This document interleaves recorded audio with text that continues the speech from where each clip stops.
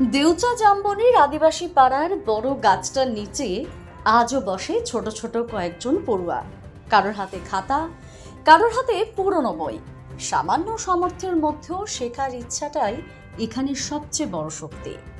আর সেই গাছতলার পাঠশালাতেই আজ আবারও দেখা গেল এলাকার বিধায়ক কৃষ্ণকান্ত সাহাকে।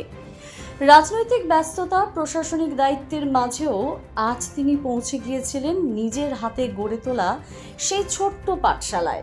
শুধু উপস্থিত থাকাই নয়, শিশুদের পাশে বসে আবারও তাদের পড়াতেও দেখা গেল তাকে। পড়ুয়াদের সঙ্গে গল্প, হাসি, পড়াশোনার খোঁজ, যেন পুরনো দিনের সেই কৃষ্ণদাই ফিরে এসেছেন আবার। একটা সময় এই আদিবাসী পাড়ার শিশুদের পড়াশোনার সুযোগ করে দিতেই শুরু করেছিলেন এই পাঠশালা। আজ তিনি বিধায়ক হলেও সেই সম্পর্ক এতটুকুও বদলায়নি। শিশুদের অনেকেই হয়তো এখনো বুঝে উঠতে পারেনি, যাকে তারা এত সহজে কাছে পায় তিনি আজ রাজ্যের আইন প্রণয়নের গুরুত্বপূর্ণ দায়িত্বে থাকা একজন জনপ্রতিনিধি। কৃষ্ণকান্ত সাহার বিশ্বাস, সমাজের প্রতিটি শিশুর কাছে শিক্ষার আলো পৌঁছে দেওয়াই প্রকৃত উন্নয়নের পথ। তাই বড় মঞ্চের রাজনীতির পাশাপাশি গাছতলার সেই ছোট্ট পাঠশালাতেও আজও সমানভাবে জড়িয়ে রয়েছেন তিনি। এই বিশ্বকে শিশুর বাসযোগ্য করে যাব আমি, নবজাতকের কাছে দৃঢ় অঙ্গীকার। সেই বিখ্যাত কবির বিখ্যাত উক্তি। আমরা চাই যে শিশুরা বড় হয়ে উঠুক।